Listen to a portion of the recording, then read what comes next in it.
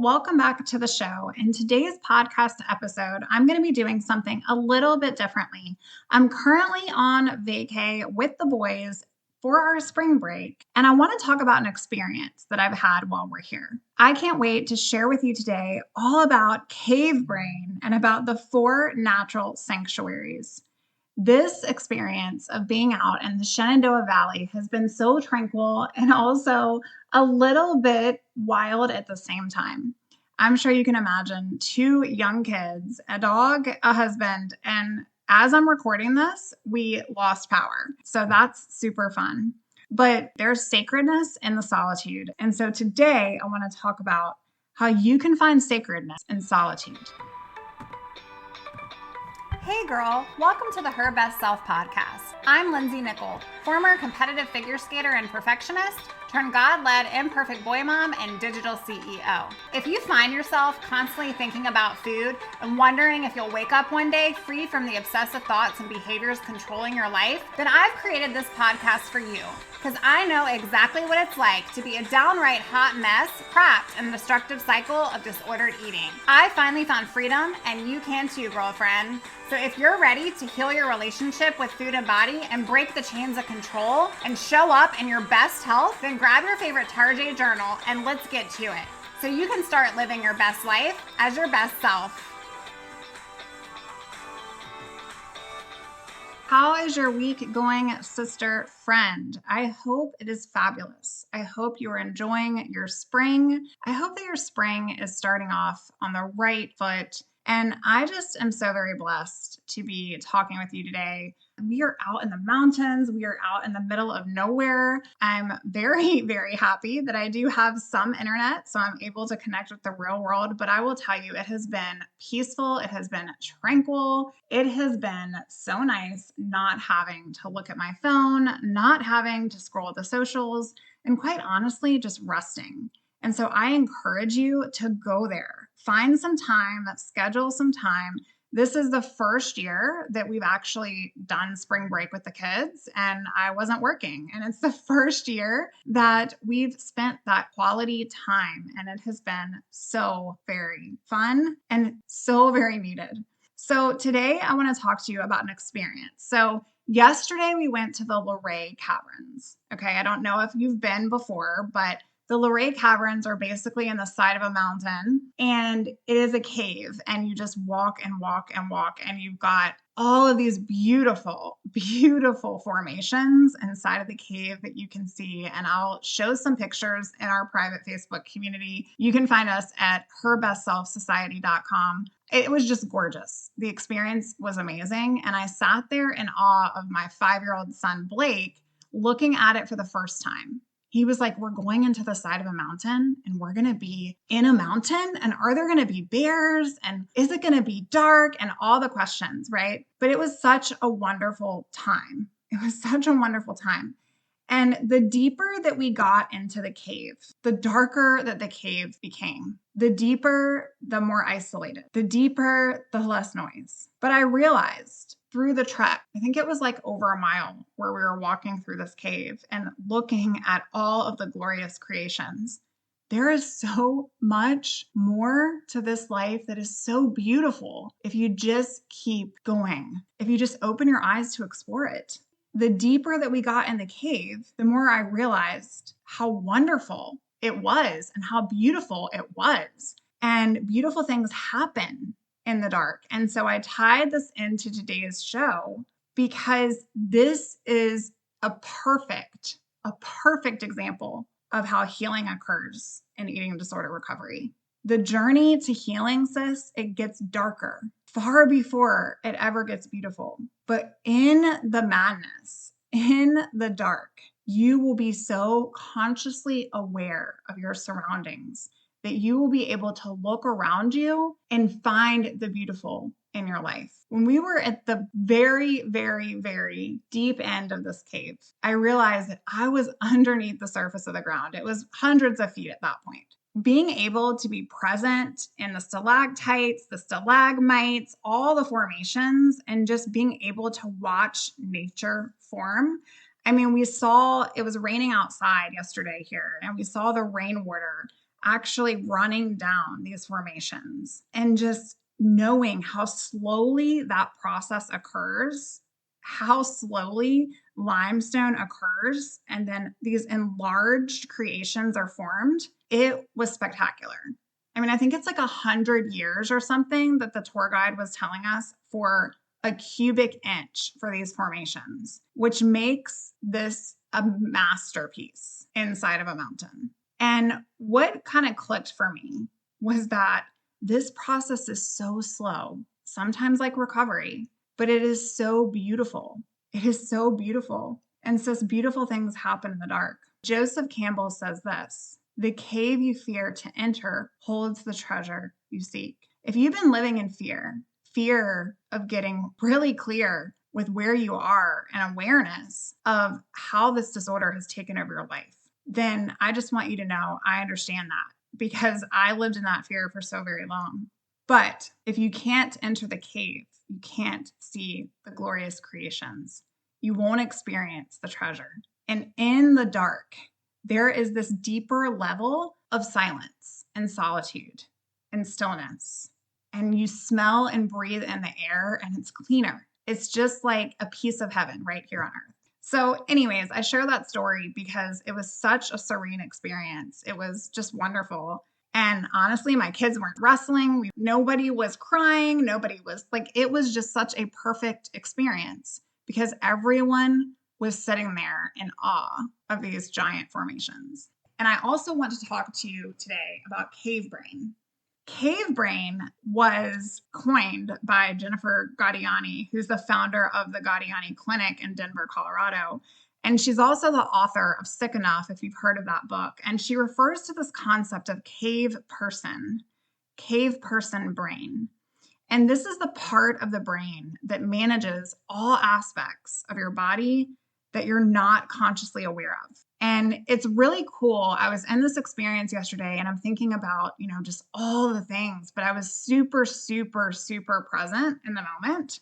And so I wanted to pull this together in this episode to talk to you a little bit about cave brain, in addition to the experience of going deeper in the cave and darker and more still and more isolated with less noise, but realizing that that is such a great thing. The brain behind the behavior that you're experiencing is so important to understand. And I will not pretend to be clinical. I'm just citing from research here. Cave brain is when you don't consume enough calories. Your brain recognizes this as a famine situation and it kicks into overdrive to try to keep you alive. And it reminded me of the caveman era, like when we were just prone to famine and we also never knew when our next meal was going to be here. And so our brain adapted. So the brain has a couple core functions. One is just to keep you alive. One is to conserve energy, and the other is to make sure that you're safe. And when the brain feels threatened, like when you're reducing your calorie content, it will go to extremes to make sure that you're alive, that it's conserving energy for your body, and that you're safe. This is what happens. Your metabolism starts to slow, your temperatures drop in your body starts to conserve that energy by shutting off the heat in various different places in your body. So if you're experiencing the fact that maybe you're cold all the time or your fingers or your toes are always cold, you can develop this hair like over your body because your body is actually trying to keep you warm. And your heart rate drops when you restrict your calories. And then if you mix that with over exercising, if you're doing that right now, this is not to freak you out, but it's simply to bring truth into your life. This causes a lot of stress on your heart. I've talked about this in prior episodes where I could literally feel my heart beating out of my chest because I would run around the block and just keep running around the block until I had nothing left. But in order to slow your metabolism, because remember, your body is trying to conserve that energy, your body will slow your GI function. So this is your gastrointestinal function. This also can lead to bloating. It can lead to stomach discomfort. And so if you experience that regularly, it's because your body is slowing down its functions because it's trying to conserve that energy. So this can cause so much discomfort and stress on your body. But malnourishment in itself wreaks havoc. It wreaks havoc on your sex hormones. It wreaks havoc on increasing your stress hormone, cortisol, which then your sex drive diminishes and your bones weaken. Like, I won't go into all of the things, but as I was prepping for today's episode, I was just reading about how all of these things happen in your body when you go into restrictive patterns and behaviors. And this cave brain example that Jennifer Gaudiani talks about, which I truly am fascinated by, is that your brain becomes so extra vigilant because it feels unsafe. So then you experience these paranoid thoughts, you experience anxiety on overdrive, and you have an inability to make sound decisions or decisions at all. And you become super indecisive. When I thought about this, I thought about my own life in that time. And I thought about how I got myself out of it, because I wanted to share this with you, this concept of being in the cave, and maybe even in the cave of your disorder. And right now that feels dark, and it feels deep, and it feels like you're just going deeper and deeper and deeper, and you don't see the light. But what I wanted to encourage you today is that the only way out is through. Yes, we were deep in the rock, and then we got higher and higher and higher back up to the ground level. And this journey of healing, it's going to get darker before it gets beautiful. But in order to really get your brain back to this place out of this cave brain, your body needs time and it needs space. It needs time and it needs space to heal without any rules. And this is going to require patience, compassion, and of course, nourishment. And so in order to get those things, there are 4 natural sanctuaries that I wanted to share with you today. And these are called the 4 S's that I truly believe will help you along your path today. Silence is the first one. This is the absence of sound, right? When we think of silence, we think of being able to clearly hear, because there is no sound around you. And when I was in that cave, I experienced pure and utter silence, almost like you could hear because it was so quiet. And that is what our brain needs. That is what you need in your life, is that time to reflect, that time to be silent, so that you can clearly hear your inner voice. You can literally upgrade your life and your recovery journey by silence, by sitting in silence frequently. A lot of us don't like doing that because we feel like if we sit in silence, we're actually going to hear our own thoughts, and those scare us to death. In order to process through what it is that you're going through, sis, you need to be able to sit with your own thoughts. So try that on today. So silence is the first S. The second one is solitude. This is finding that secluded place. This is finding that tranquility in your life, this undisturbed area. The cave was a perfect example for me. But if you can't go into a cave this week, how about finding a silent, still, secluded place that's yours to get really real with where you are? Henry Cloud talks about this, and he says that there's a difference between solitude and isolation. One connects you and one sets you apart. One empties you and one fills you. So what I want you to be mindful of with solitude is that this actually replenishes your life. Isolation is that loneliness that maybe you're experiencing right now because of the disorder. You've wanted to pull away from people that you love. That's not solitude. Isolation diminishes. Solitude is a chosen separation. This is a time for you to refine who it is you are without your eating disorder. And isolation is what you actually want after you've neglected your own solitude. You want to crawl into that cave. You want to go into that dark hole. But sis, we can't heal in isolation. We can only heal in community. And if you're not in our Facebook community, I want to encourage you to do that today. There are so many ladies out there recovering right now, and there's so much amazing support for you there. Go on out to herbestselfsociety.com. And I want you to truly remember that you are not the only one that is struggling. You don't need to suffer in isolation, but solitude is a place where you can find that chosen separation for you to heal. Okay, the third S is stillness. This is the absence of movement. So just being present, just being, just sitting, just looking, just noticing, just being still, Try that on this week. If you can put all of these things together, it's like the perfect recipe to really help you in your healing experience. And then the last one is simplicity. This is freedom from your hardship. This is the state of being uncomplicated. Every single time that voice comes inside of your mind, controlling you in any way, I want you to turn it off.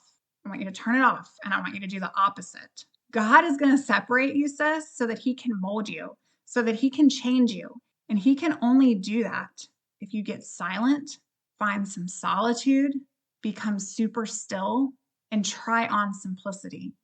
Remember that your brain, it wants to keep you alive. It wants to conserve energy, and it wants to keep you safe. What you may not know is this is actually keeping you stuck. I hope you've enjoyed today's episode, and I hope you enjoyed my story with the boys at the cave. But try on this mantra today and every day. I truly feel like it's going to help you. I release myself from the versions of me that I created just to survive. I love who I'm becoming. It feels good to finally start realizing my worth. I'm creating a life of true happiness and true freedom, and I can do that through silence, solitude, stillness, and simplicity. Friend, I hope you enjoyed this one. And if you did, come on out and share it with me. You can send me an email at info@lindseynickel.com. And remember, you don't have to do this by yourself. If you are stuck in isolation, I want you to know that you can't heal in isolation. And so if you're looking for more support to hold you accountable, to help you grow, to help you thrive, to help you find your place of healing, to find the beauty that is in your life that you haven't seen in a while because you've been trapped with the disorder, then come on out, fill out a client application. We can work together, and you can do that at herbestself.co. Okay, girlfriend, I'm going to see you real soon, and I'm going to hang out here, wait for the power to come back on in this cottage, swinging on the porch swing, enjoying a cup of coffee, and breathing the fresh air in the wilderness right next to the cave. Oh, friend, thank you so much for letting me share what was on my heart today. My hope for this podcast is to help more women find freedom from food and body. If this has empowered or blessed you, let me know. I'd be honored for your rating and review of my show, and I'd love to connect with you in my private Facebook community. You really can move from perfection to purpose. Let's break the chains together. I'll help navigate the way. Until next time, bye for now, girl.